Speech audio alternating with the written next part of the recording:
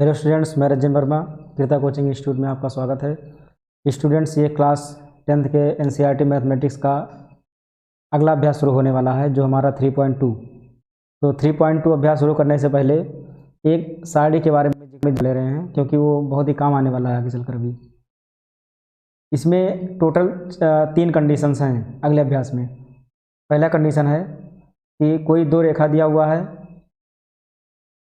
उन दोनों रेखाओं में ये पता करना हो कि किस प्रकार की रेखा है ये, यानी प्रतिच्छेदी है या संपाती रेखा है या समांतर रेखा है। ये 2 रेखाएं दी रहेंगी, इसमें पता करना होगा कि ये दोनों रेखाएं किस प्रकार की हैं। तो इसमें तीनों में कंडीशंस हैं। अगर कोई रेखा प्रतिच्छेद करती हुई जा रही है, जैसे एक रेखा इधर जा रहा है, दूसरा रेखा इसे, अगर ये प्रतिच्छेद कर रहा है, तो प्रतिच्छेद होने का मतलब ये है कि अगर उसके E1 और E2 के मान को निकाल करके अनुपात करेंगे और B1 और B2 के मान को निकाल कर अनुपात में करेंगे, तो दोनों मान बराबर नहीं आएंगे। अगर इस तरह का कंडीशन आ रहा है तो ये समझ लेंगे कि ये प्रतिच्छेद करती हुई रेखाएं हैं। इसमें C1 और C2 से हमें कोई मतलब नहीं है। और संपाती रेखाएं वही रेखाएं होंगी जिसमें सभी मान बराबर होंगे, यानी A1/A2, B1/B2 और C1/C2, ये तीनों के जो अनुपात होंगे वो बराबर होंगे। तो ऐसी रेखा को हम संपाती रेखा कहते हैं। समांतर रेखा का कंडीशन है कि जो C1/C2 वाला मान है वो B1/B2 से बराबर ना हो, परंतु जो पहला वाला मान है A1/A2 और B1/B2, ये दोनों आपस में बराबर हों। अगर ये दोनों आपस में बराबर हैं और ये C1/C2 बराबर नहीं है, तो ये समझ लेंगे कि ये जो 2 रेखाएं दी हुई हैं वो समांतर रेखाएं हैं। यहाँ पर ये उदाहरण के तौर पर दिखाया भी गया है। यक्स का जो गुणांक है वो 1 है, तो 1/यक्स का गुणांक 3, 1/3 कर दिया गया है, -2/4, 0/20। इसको देखेंगे तो ये 2 कन्नम 2, 2 दूनी 4, 1/3 और 1/2, ये दोनों बराबर आपस में नहीं हैं, तो ये प्रतिच्छेदी रेखा हैं। इसको देखेंगे तो 2 कन्नम 2, 2 दूनी 4, 3 कन्नम 3, 3 दूनी 6, 9 कन्नम 9, 9 दूनी 18, माइनस माइनस कट गया, 1/2, 1/2, 1/2, सब मान आ गया बराबर। और जब सभी 1/2 बराबर आ जाएगा तो इसको कहेंगे संपाती रेखा। अब समांतर रेखा का मतलब है कि 2 कन्नम 2, 2 दूनी 4, पहले वाला दोनों मान यानी A1/A2, B1/B2 बराबर हो और C1/C2 बराबर ना हो, तो ये दोनों बराबर हैं 1/2, 1/2, परंतु C1/C2 1/3 है, ये बराबर नहीं है, तो इस रेखा को हम कहेंगे समांतर रेखा। तो टोटल 3 ही कंडीशंस हैं। और ये भी देखेंगे कि अगर कोई रेखा प्रतिच्छेदी हो तो उसके हल कितने होते हैं, यानी उसके मूल कितने होते हैं। तो अगर कोई रेखा प्रतिच्छेदी हो तो उसके जो हल होंगे वो अद्वितीय हल होंगे। अद्वितीय हल का मतलब एक यक्स का मान और एक वाई का मान, यानी केवल एक ही हल होगा और कोई हल नहीं होगा। परंतु संपाती रेखाओं में कई हल होते हैं, अपरिमित रूप से अनेक हल, क्योंकि जो संपाती रेखाएं होती हैं वो एक रेखा इसे बना है तो दूसरा रेखा इसके ऊपर बना होगा, इसी के ऊपर से होकर के दूसरी रेखा भी जाएगी। तो इसमें जहाँ कहीं भी प्रतिच्छेद कर सकते हैं, यहाँ प्रतिच्छेद करें या यहाँ पर, या इसमें कहीं भी प्रतिच्छेद कर सकते हैं। तो जहाँ जहाँ प्रतिच्छेद करेंगे वहाँ वहाँ पर उतना ही मान आएगा। तो इसीलिए कहा जाता है कि जो संपाती रेखाएं हैं उनके अपरिमित रूप से अनेक हल हैं। और अगर समांतर रेखा है तो समांतर रेखा रेल की पटरी की तरह है, ये ऐसे ये चलता चला जाएगा, कहीं पर आपस में मिलेगा नहीं। और जब आपस में कहीं नहीं मिलेगा तो प्रतिच्छेद ही नहीं करेगा, और जब प्रतिच्छेद नहीं करेगा तो उसका कोई हल नहीं निकलेगा, यानी कि उसका कोई भी मान नहीं होगा। तो ये कुछ बेसिक हैं, ये भी अगले अभ्यास में मिलने वाला है। तो चलिए शुरू करते हैं अगले अभ्यास को, यानी 3.2 को। इसमें जो पहला क्वेश्चन लिखा हुआ है, लिखा निम्न समस्याओं के रैखिक समीकरणों के युग्म बनाइए और उनके ग्राफीय विधि से हल ज्ञात कीजिए। यानी कि जो इसको हल करना है वो ग्राफीय विधि से हल करना है। तो पहले रैखिक समीकरण बनाना पड़ेगा। तो इसका जो पहला क्वेश्चन है, कक्षा 10 के 10 विद्यार्थियों ने एक गणित की पहली प्रतियोगिता में भाग लिया।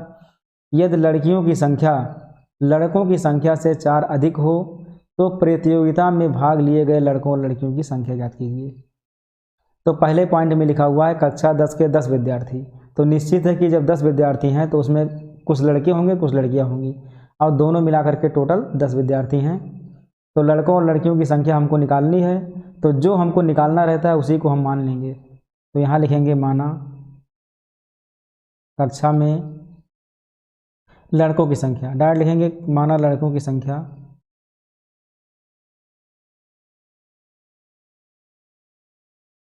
बराबर x तथा लड़कियों की संख्या।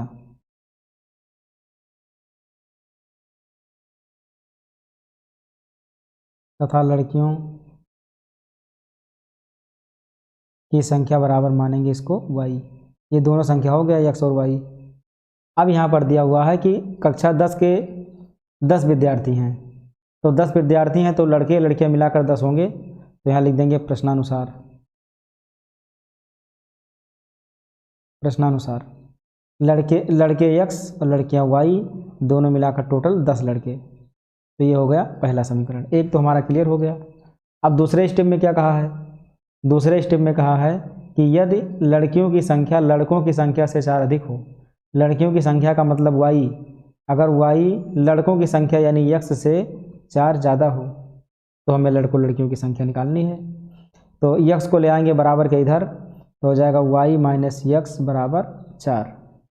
x को पहले लिखेंगे तो माइनस x, y को बाद में लिखेंगे तो प्लस y बराबर 4। ये हो गया दूसरा समीकरण। पर इसको हमें रैखिक समीकरण के युग में बनाना है। रैखिक समीकरण का मतलब ये होता है कि 10 को ले आएंगे इधर, यहाँ पर 4 को भी ले आएंगे इधर। तो ऐसा भी लगा सकते हैं, ऐसा ना करना चाहें तो भी कोई दिक्कत नहीं है, क्योंकि हमको ग्राफीय विधि से हल करना है। और ग्राफीय विधि से हल करने के लिए हमको x और y के मान चाहिए होते हैं, वो भी पॉइंट के रूप में यानी निर्देशांक के रूप में, तभी मान निकाल पाएंगे। तो लिखेंगे समीकरण 1 में x बराबर 0 रखने पर, तो पहले x बराबर 0 रखेंगे तो ये हो जाएगा 0 प्लस y बराबर 10। तो y का मान हमको यहाँ मिल गया 10। अब y का मान 0 रख देंगे, लिख देंगे y बराबर 0 रखने पर, जब y का मान 0 रखेंगे तो हो जाएगा x प्लस 0 बराबर 10, यानी यहाँ पर आ गया x का मान 10। ये दो मान मिल गए। जब हमने y का मान 0 रखा तो x का मान 10 आया, और जब हमने x का मान 0 रखा तो y का मान 10 आया। तो इसको हम एक डिब्बे में बंद करके लिख देंगे मान को, यानी एक चार्ट के रूप में इस तरह से ऐसे एक सारणी बनाएंगे, उस सारणी में मान को लिख देंगे। यहाँ लिखेंगे x और यहाँ लिखेंगे y। तो हमने जब x का मान 0 रखा तो y का मान आया 10, और जब हमने y का मान 0 रखा तो x का मान आया 10। ये पहले समीकरण का हो जाएगा चार्ट। अब देखेंगे दूसरे समीकरण को, वही काम यहाँ भी करना है। लिखेंगे x बराबर 0 रखने पर, समीकरण 2 में x बराबर 0 रखने पर जब 0 रखेंगे तो 0 प्लस y बराबर हो जाएगा 4। तो ये y बराबर आ गया मान 4 हमारा। जब हमने x का मान 0 रखा तो y का मान 4 आ गया। और अब y का मान 0 रखेंगे, y बराबर 0 रखने पर, तो जब y 0 रखेंगे तो हो जाएगा माइनस x प्लस 0 बराबर 4, यानी x बराबर हो गया, माइनस चला जाएगा 4 के पास तो हो जाएगा -4। अब ये हो गया x का मान -4। उसी प्रकार से यहाँ भी एक सारणी बना लेंगे और उसी में हम मान को रख देंगे। यहाँ लिखेंगे x, यहाँ लिखेंगे y। तो x का मान जब हमने 0 रखा था तो y का मान आया था 4, जब हमने y का मान 0 रखा था तो x का मान आया था -4। ये दोनों समीकरण के अलग अलग चार्ट बन गए। अब इसी की सहायता से हमको ग्राफीय विधि से प्रश्न को हल करना है। तो अब जो इसका मान होगा उस मान को हम रखेंगे ग्राफ में, यानी ग्राफ बनाएंगे इसका, उसमें रखेंगे और एक्स वाई का मान आ जाएगा।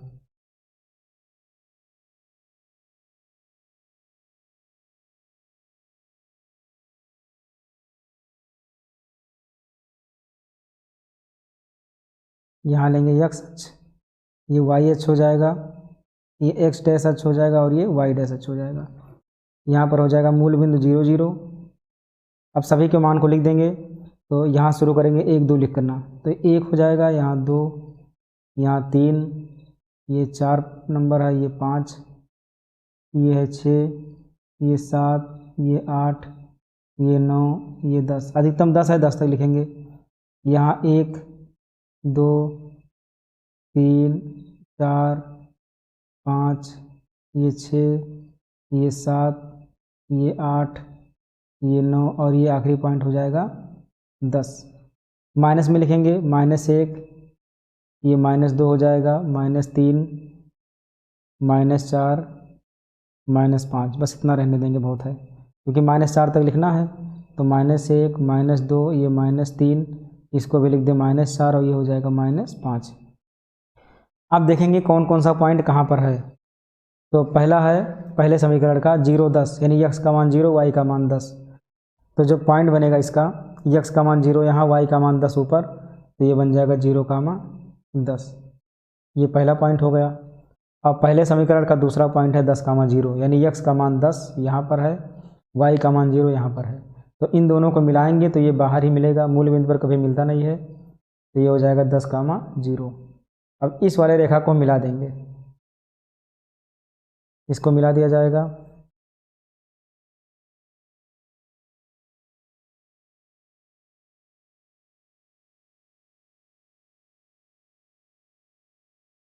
ये रेखा मिल गई।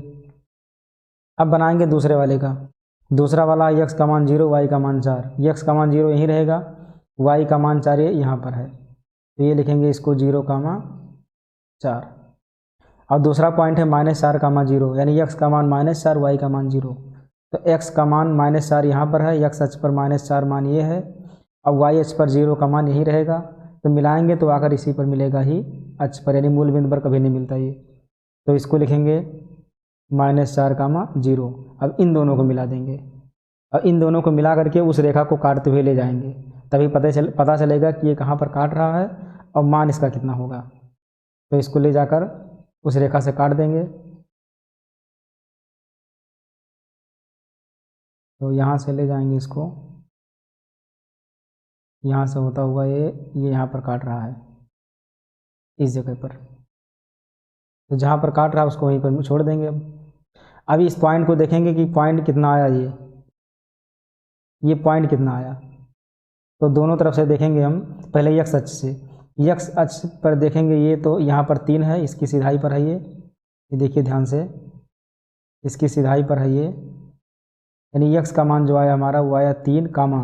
अब y का मान ये y वाले पर है, किस सीधाई पर, 7 वाले पर, यानी 3, 7। तो ये ग्राफी विधि से हल हो गया। यानी x किसको माना था हमने, बालकों की संख्या यानी कि लड़कों की संख्या को माना था हमने x, यानी 3 आ गया, और लड़कियों की संख्या को हमने y माना था। तो यहाँ लिखेंगे अतः लड़कों की संख्या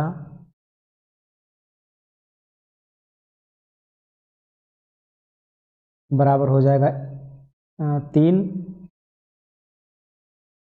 तथा लड़कियों की संख्या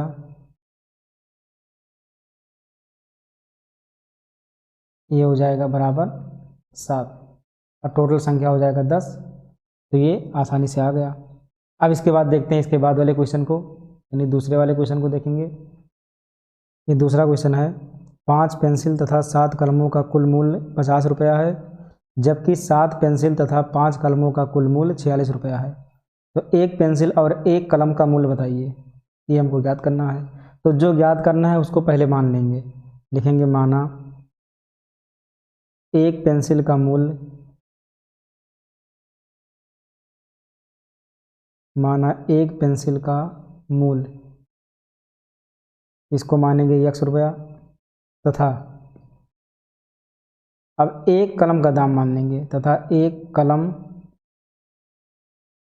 का मूल्य इसको मान लेंगे y रुपया। ये हो गया। अब लिखेंगे प्रश्नानुसार। प्रश्नानुसार जैसे जैसे स्टेप में दिया गया है उसी हिसाब से इसको हम लिखते चले जाएंगे। तो क्या कहा है, 5 पेंसिल का मूल्य, हमें पता है कि एक पेंसिल का मूल्य x रुपया है, और जब 5 पेंसिल की बात करेगा तो कितना हो जाएगा, 5x रुपया, प्लस 7 कलम का मूल्य पूछ रहा है, एक कलम का मूल्य y रुपया है, तो 7 कलम का मूल्य हो जाएगा 7y रुपया। अब कुल मूल्य दिया है 50 रुपया, तो बराबर कर देंगे 50। ये बन गया पहला समीकरण। इसी प्रकार से दूसरे वाले समीकरण को बना लेंगे। तो लिख देंगे, दूसरे में लिखा है 7 पेंसिल और 5 कलम का मूल्य, तो 7 पेंसिल का मतलब 7x, और 5 कलम है तो 5 कलम का मतलब 5y। अब बराबर ये रुपया दिया हुआ है 46, इसको कर देंगे दूसरा समीकरण। अब ये 2 समीकरण बन गए। अब दोनों समीकरणों में x y के निर्देशांक निकाल करके तब ग्राफीय विधि से इसको हल करेंगे हम। तो मान कैसे निकाला जाएगा, x के मान को रखेंगे, y के मान को निकालेंगे, y के मान को रखेंगे, x के मान को निकालेंगे। तो यहाँ लिखेंगे समीकरण 1 में समीकरण 1 में x बराबर, अगर यहाँ x का मान हम 0 रख देंगे तो ये बचेगा 7 और 7 से 50 कटेगा नहीं, तो ऐसा मान रखें कि ये 7 से भाग हो जाए जा करके। तो x का मान हम रख दे रहे हैं 3, अगर x का मान 3 रखेंगे तो ये आसानी से कट जा रहा है। देखिए भी x का मान 3 रखने पर तो हो जाएगा 5 × 3 + 7y बराबर 50, तो ये हो जाएगा 7y बराबर 50, ये 5 से 15, 15 का घटेगा तो ये बन जाएगा 35, 7y बराबर 35, कट जाएगा 7 × 35, यही होना चाहिए कि ये मान आसानी से जा करके कट जाए। तो ये y का मान आ गया 7। अब y का ऐसा मान रखेंगे कि x वाले से कट जाए, तो लिखेंगे y बराबर कितना रख दिया जाए y का मान, अगर y का मान 0 यहाँ पर रख देंगे तो 5 से आसानी से कट जाएगा, 5 × 50, तो y का मान 0 रखने पर इसमें हम कोई भी मान रख सकते हैं, कोई भी ऐसा मान रखें जिससे कि आसानी से मान पूर्णांक में आ जाए। कोई भी मान रखेंगे जो आंसर आएगा वो सेम ही आएगा। तो ये 5x + 0 बराबर 50 हो जाएगा, तो ये x बराबर आ जाएगा 50/5, ये 5 × 50 यानी x का मान मिल गया हमको 10। ये हो गया, पहले समीकरण के दोनों पॉइंट्स हमको मिल गए। अब निकालेंगे समीकरण 2 के, तो यहाँ लिखेंगे समीकरण सेकंड में x बराबर, अब समीकरण सेकंड में x का कौन सा मान रख दें कि ताकि 5 से कट जाए। तो x का मान अगर 3 रखेंगे तो 7 × 21, तो 46 में से 21 घटेगा तो 25 बचेगा, 5 से कट जाएगा। तो x बराबर 3 रखने पर, x बराबर जब 3 रखेंगे तो हो जाएगा 7 × 3 + 5y बराबर 46, तो ये 5y बराबर हो जाएगा 46 माइनस 7 × 21 आकर घट जाएगा, तो ये हो जाएगा 5y बराबर 25, 5 से कट जाएगा, 5 × 9 5, 5 25, तो y का मान हमको मिल जाएगा 5, ये मान हो गया। अब उसी तरह से y का मान ऐसा रखेंगे ताकि x का मान मिल जाए हमको, तो यही बगल में कर दे रहे हैं इसको। y बराबर कौन सा मान रखेंगे y का ऐसा मान रखें कि 7 से आकर के कट जाए।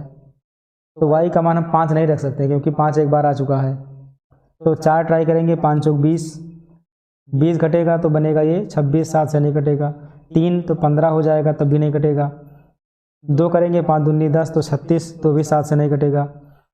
अगर y का मान 7 रख दें तो 7 × 5 = 35, 46 में से 35 घटाएंगे तो भी नहीं कटेगा। और y का मान ऐसा y का मान रखें कि कटे, तो y का मान अगर 8 रख देंगे तो 8 × 5 = 40, 6 बच गया तो भी नहीं कटेगा। तो ये 8 तक रखने पर ये 40 हो जा रहा है, 46 में से 40 घटाएंगे 6 बचेगा। तो काम ये करेंगे कि अब y का मान माइनस में रखना शुरू करें, तो यदि y का मान हम -1 रखेंगे तो ये 5 × 9 5 यानी -5 बनेगा, और 46 में जाकर 5 जुड़ जाएगा, तो 46 × 5 = 51, तो 7 का पहाड़ा पढ़ेंगे तो भी नहीं 51 आएगा। अब -2 रखेंगे तो 5 दूनी 10, तो 10 जाकर जुड़ेगा तो 46 × 10 = 56, और ये 7 × 56 आसानी से कट जाएगा, यानी y का मान रखा जाएगा -2। तो लिखेंगे y बराबर -2 रखने पर। अगर मान ये ना समझ में आए कि क्या रखा जाएगा, तो सबसे आसान तरीका है मान रखने का कि पहले y के मान को रखते जाएं या x के मान को रखते जाएं, जो भी रखना हो मान, तो मान तब तक रखते जाएं जब तक कि 46 के बराबर ना हो जाए। अगर 46 के बराबर होने तक मान नहीं कट रहा है तो मान को फिर वापस करना शुरू कर दे माइनस में, तो माइनस में रखना शुरू करेंगे तो कहीं ना कहीं वो मान कट जाएगा आसानी से। तो y का मान -2 रखेंगे तो हो जाएगा 7x + 5 × -2 बराबर 46, तो ये हो जाएगा 7x बराबर, अभी आ जाएगा 46, ये 5 दूनी 10 -10 होगा तो इधर आएगा तो +10, तो 46 × 10 = 56, 7x बराबर 56, तो 7 × 9 7, 7 × 8 = 56, तो x बराबर आ गया 8, ये मान मिला। तो इसके टोटल पॉइंट मिल गए हमको, और जितने भी पॉइंट मिले हैं उन पॉइंट की सहायता से अब हम ग्राफ बनाएंगे। तो पॉइंट को यहाँ एक बार लिख दे रहे हैं। पहला जब हमने 3 रखा था तब मान आया था 5, ये हो गया पहला पॉइंट। जब हमने रखा था y का मान 0 तब मिला हमको x का मान 10, यानी 10, 0 लिखा जाएगा, x पहले y बाद में। ये हो गया पहले वाले समीकरण का मान। इसी प्रकार से दूसरे वाले समीकरण में जब हमने x का मान 3 रखा तो y का मान मिला 5, और जब हमने y का मान -2 रखा तो x का मान मिला हमको 8। ये हो गया दूसरे समीकरण का पॉइंट। अब इन दोनों पॉइंट्स की सहायता से हमको ग्राफीय विधि से मान ज्ञात करना है। ये समीकरण 1 का है पॉइंट्स पूरा, और ये समीकरण 2 का है। अब इन दोनों की सहायता से हमको ग्राफ बनाना है। तो ग्राफ बनाएंगे इसका। अब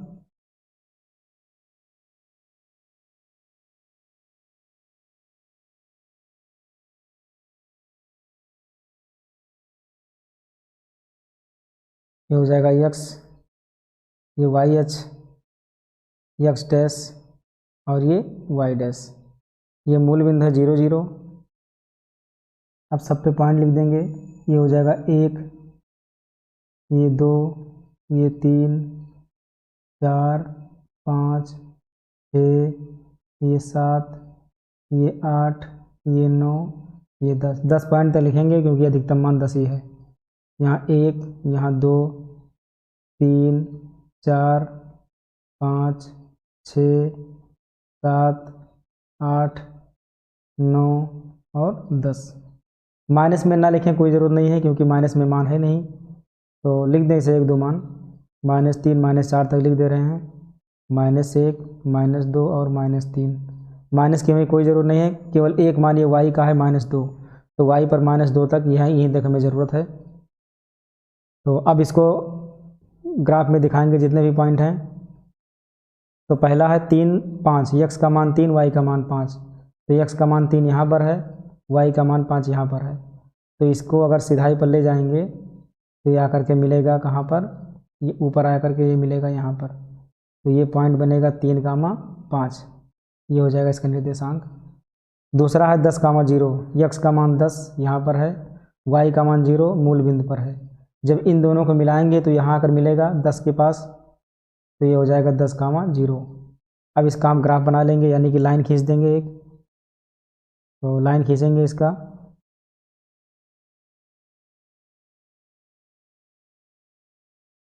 ये हो जाएगा इसका रेखा, समीकरण 1 का। इसी प्रकार से दूसरे वाले को बनाएंगे। दूसरा वाला है 3, 5। ये भी सेम है, x का मान 3 यहाँ पर, y का मान 5 यहाँ पर। तो ये दोनों इकट्ठे हो जाएंगे एक ही जगह पर। और x का मान 8, y का मान -2। तो x का मान 8 यहाँ पर है और y का मान -2 ये नीचे यहाँ पर है। तो इन दोनों को जब मिलाएंगे तो ये आकर मिलेगा, ये यहाँ पर आकर के मिलेगा, ये इस जगह पर। तो यहाँ लिखेंगे 8, -2, ये इस जगह पर आकर मिलेंगे। तो इसका पहला पॉइंट ये है और दूसरा पॉइंट ये है, इन दोनों को मिला देंगे। दूसरा पॉइंट ये 8 -2 वाला। तो इसको मिलाएंगे तो ये यहाँ से जाएगा, ये इस जगह पर मिलेगा, इसे यहाँ पर ये जाकर मिल गया। अब जहाँ पर ये प्रतिच्छेद किया वही उसका पॉइंट हो जाएगा। जो हमको मान निकालना था वो यहीं पर हो जाएगा, यानी x का मान 3, y का मान 5। तो ये बहुत आसानी से निकल गया। और 3 हमने क्या माना था, पेंसिल के दाम को, यानी x जो माना था हमने वो पेंसिल को माना था, और y माना था पेन को यानी कलम को। तो लिखेंगे अतः एक पेंसिल का मूल्य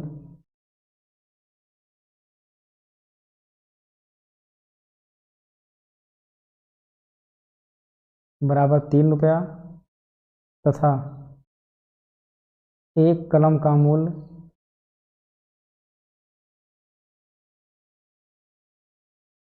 बराबर हो जाएगा 5 रुपया।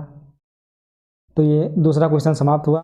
ये दूसरा क्वेश्चन है, अनुपातों A1/A2, B1/B2, C1/C2 की तुलना कर ज्ञात कीजिए कि निम्न समीकरण युग्म द्वारा निरूपित रेखाएं एक बिंदु पर प्रतिच्छेद करती हैं, समांतर हैं अथवा संपाती। एक बिंदु पर प्रतिच्छेद तब करेंगी जब ये क्या होंगी, प्रतिच्छेदी होंगी, यानी A1/A2 B1/B2 के बराबर नहीं होगा। समांतर कब होगा, जब A1/A2 B1/B2 तो बराबर होगा, परंतु C1/C2 बराबर नहीं होगा। संपाती का मतलब तीनों बराबर हो तो संपाती हो जाएगा। जो हमने शुरुआत में जिक्र किया था तीनों कंडीशन, वही तीनों यहाँ पर फॉलो करना है। तो पहले लेंगे पहले वाले समीकरण को। तो पहले समीकरण में 5x - 4y + 8 = 0, 7x + 6y - 9 = 0, इसको मानेंगे पहला, इसको मानेंगे दूसरा समीकरण। तो पहले समीकरण की तुलना करना पड़ेगा। लिखेंगे समीकरण फर्स्ट की तुलना a1x plus b1y plus c1 बराबर 0 तथा समीकरण सेकंड की तुलना a2x plus b2y plus c2 बराबर 0 से करने पर तुलना कराएंगे। तुलना कराने से फ़ायदा है कि a1 b1 c1 और a2 b2 c2 का मान आसानी से मिल जाएगा और इन्हीं मानों की सहायता से हमको पता करना है कि इस प्रतिच्छेदी समांतर या संपाती हैं। तो a1 की जगह पर यहाँ पर देखेंगे पहले समीकरण में तो ये 5 लिखा हुआ है, तो यहाँ लिखेंगे a1 बराबर 5 और b1 y का गुणांक b1 और यहाँ y का गुणांक कितना है -4 है, तो यहाँ लिख देंगे b1 बराबर -4। इसी प्रकार से c1 का मान, यहाँ c1 की जगह है 8, तो यहाँ लिख देंगे 8। अब समीकरण दो में a2 की जगह है ये 7, तो लिखेंगे a2 बराबर 7 और b2 की जगह हो जाएगा यहाँ पर है 6, तो b2 की जगह 6 लिख दिया जाएगा और c2 की जगह है -9, तो लिख देंगे c2 की जगह -9। अब इसको बटे में करना है a1 बटे a2 b1 बटे b2 c1 बटे c2 के रूप में, तो इसको लिख सकते हैं 5 बटे 7 बराबर -4 बटे 6 बराबर 8 बटे -9। इसमें देखेंगे तो 5 बटे 7 और -4 बटे 6 ये दोनों आपस में बराबर नहीं है और ना ही ये भी बराबर है, कोई इसमें बराबर नहीं है। तो ऐसे में क्या हो जाएगा कि ये दोनों बराबर नहीं है, काट देंगे। इन दोनों से हमें कोई मतलब है नहीं, फिर भी काट दें इसको। मेन हमें ज़रूरत है केवल ये वाला, अगर ये दोनों बराबर नहीं है तो इसका मतलब ये प्रतिच्छेदी रेखाएं हैं। यहाँ लिख देंगे क्योंकि a1 बटे a2 not equal to b1 बटे b2, ये दोनों आपस में बराबर नहीं हैं, तो यहाँ लिख देंगे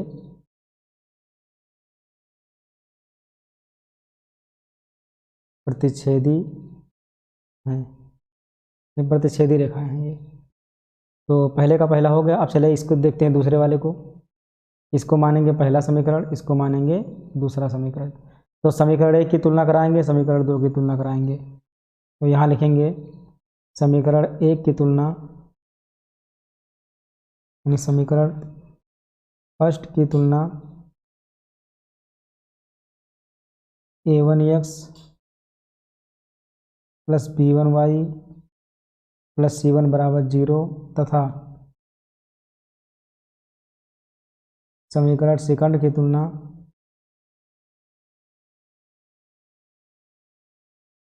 a2x plus b2y plus c2 बराबर 0 से करने पर। जब तुलना कराएंगे तो a1 का मान मिलेगा यहाँ पर 9 और b1 का मान मिलेगा 3 और c1 का मान मिलेगा यहाँ पर 12। उसी प्रकार से जब दूसरे समीकरण की तुलना करेंगे तो a2 की जगह मिलेगा 18 और b2 की जगह मिलेगा हमको 6 और c2 का मान मिलेगा 24। ये हो गया। अब इन सबको बटे में कर देंगे, तो ये हो जाएगा 9 बटे 18 बराबर 3 बटे 6 और ये 12 बटे 24। सबको बटे में कर देंगे, काट देंगे सबको। तो ये 9 से कटेगा, 9 का 9 9 दूनी 18, 3 का 3 3 दूनी 6, 12 का 12 12 दूना 24। तो ये बन गया 1 बटे 2 बराबर 1 बटे 2 बराबर 1 बटे 2। यहाँ पर तो ये 3 के तीनों आपस में बराबर हैं, और जब तीनों आपस में बराबर हैं इसका मतलब a1 बटे a2 बराबर हो जाएगा b1 बटे b2 बराबर c1 बटे c2, यानी संपाती। अर्थात ये कौन रेखाएं हैं? संपाती रेखाएं हैं। ये संपाती रेखा हो जाएगा। अब देखेंगे तीसरे वाले को। तीसरा है 6x माइनस 3y प्लस 10 बराबर 0, ये हो जाएगा पहला समीकरण। 2x माइनस वाई प्लस 9 बराबर 0, ये हो जाएगा दूसरा समीकरण। तो काम यहाँ भी वही करना है, तुलना करना पड़ेगा। तो इसको हम डायरेक्ट लिख दे रहे हैं।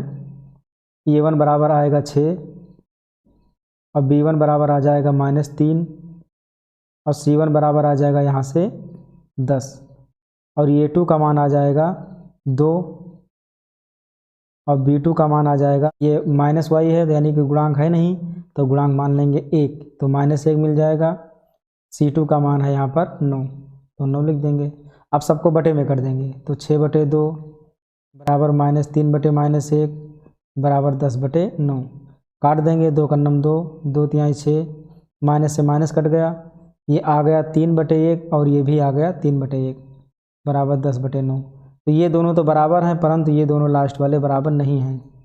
अगर लास्ट वाले बराबर नहीं है तो इसका मतलब हो गया कि ये जो दोनों रेखाएं दी हुई हैं वो समांतर रेखाएं हैं। तो लिख देंगे चूँकि A1/A2 बराबर B1/B2 is not equal to C1/C2, अतः कौन सी रेखाएं हैं ये? समांतर रेखाएं हैं, ये समांतर रेखाएं हो जाएंगी। तो ये दूसरा क्वेश्चन समाप्त हुआ। अब देखेंगे इसके बाद वाले को, जो है तीसरा क्वेश्चन। सेम काम इसमें भी करना है। अनुपातों A1/A2, B1/B2 और C1/C2 की तुलना कर ज्ञात कीजिए कि निम्नलिखित समीकरणों के युग्म संगत हैं अथवा असंगत। इसमें केवल 2 ही कंडीशन बताने हैं कि संगत है कि असंगत।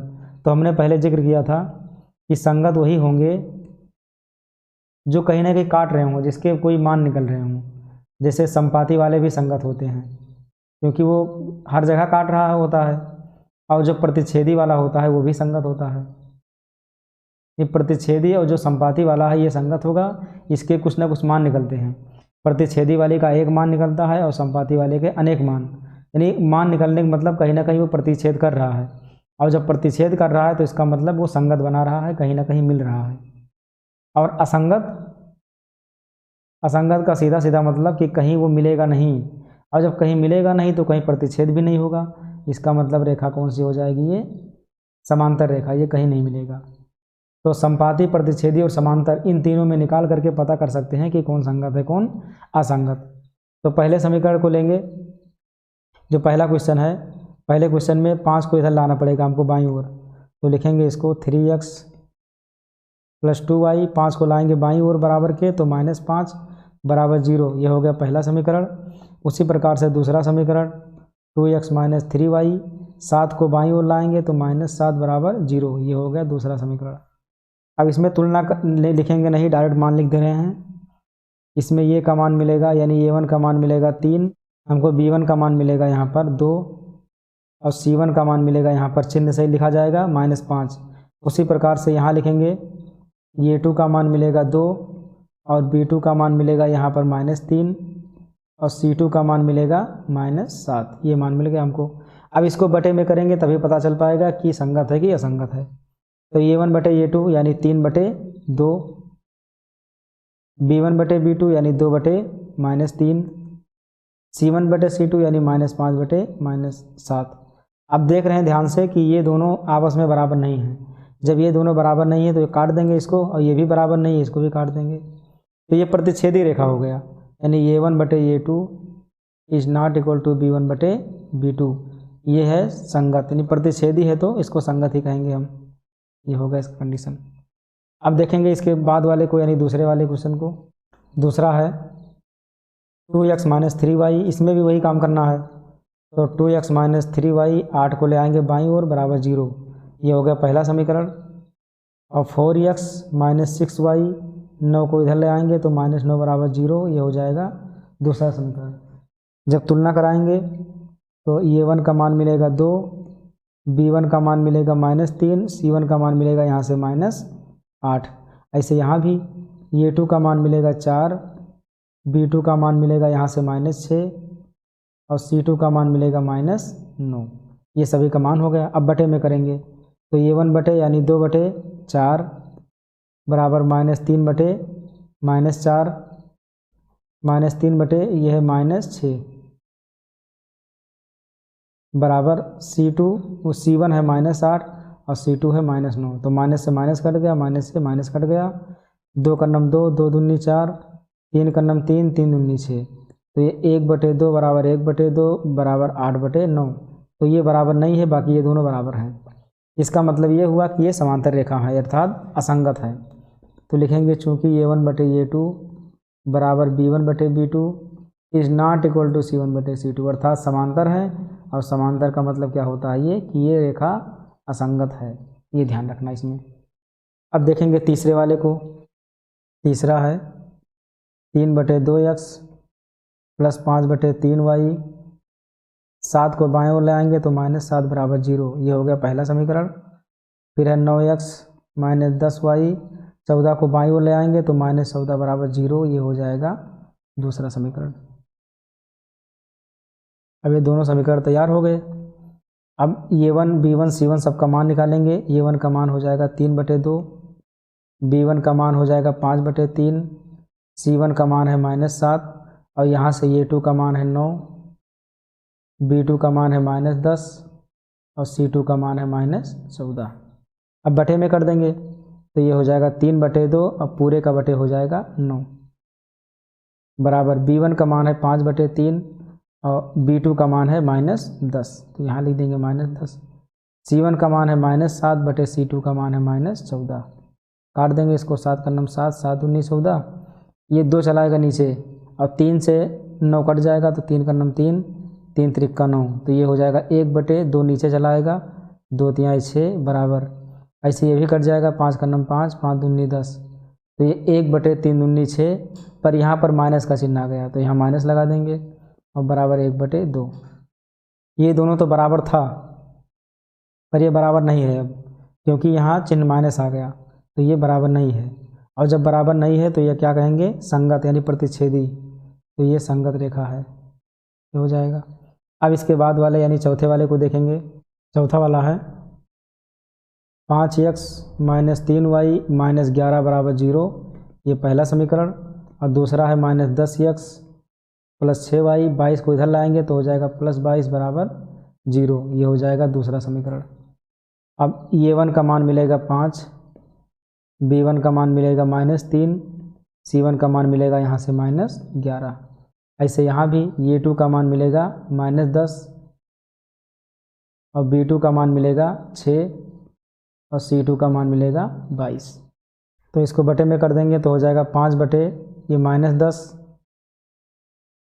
और बराबर b1 यानी -3/b2 6 और c1 -11 बटे c2 22। अब इसको सभी को काट देंगे तो 5 का नम 5, 5 दूनी 10, 3 का नम 3, 3 दूनी 6, 11 का नम 11, 11 दूना 22, तो ये आ गया -1/2 बराबर ये भी -1/2 और ये भी -1/2। ये 3 के तीनों मान बराबर हैं और तीनों मान बराबर है, इसका मतलब संपाती हैं और संपाती है तो ये संगत हैं। ये पांचवा है 4/3x प्लस 2y, 8 को ले आएंगे बाईं ओर तो -8 बराबर 0, ये बन गया पहला समीकरण। और 2x प्लस 3y, 12 को ले आएंगे बाईं ओर तो -12 बराबर 0, ये हो गया दूसरा। a1 का मान 4/3, b1 का मान 2, c1 का मान -8, ऐसे a2 का मान 2 और b2 का मान 3 और c2 का मान हो जाएगा -12। सभी मान मिल गए। अब बटे में कर देंगे सबको तो 4/3, अब पूरे के बटे है 2, ये पूरे के बटे 2 है। अब बराबर b1 है 2 और b2 है 3, c1 है -8 और c2 है -12। अब इसको हल करेंगे तो 2 से कट जाएगा, 2 का नम 2, 2 दूनी 4, तो ये बचा 2/3, ये भी है 2/3, इसको काट देंगे, माइनस माइनस कट गया, 4 दूनी 8, 4 तियाँ 12, तो ये भी बन गया 2/3। ये तो सभी के सभी बराबर हो गया और सभी बराबर हो जाएंगे, इसका मतलब संपाती है। यहाँ लिख देंगे चूँकि a1/a2 बराबर b1/b2 बराबर c1/c2, अर्थात ये क्या है, संपाती रेखा है। संपाती का मतलब संगत है, हमको संगत या असंगत बताना है तो ये हो जाएगा संगत। तो ये तीसरा क्वेश्चन समाप्त हुआ। तो बस बच्चों आज के लिए इतना ही। ये वीडियो ज़्यादा लंबा हो रहा है, इसलिए जो इसके बाद वाला क्वेश्चन होगा वो अगले वीडियो में कर देंगे पार्ट 2 करके। तो इतना, तब तक अपना नोट्स बनाएं, इसको अच्छे से समझें और लगातार तैयारी करते रहें। तो फिर मिलेंगे अगले वीडियो में इसके पार्ट 2 के साथ में।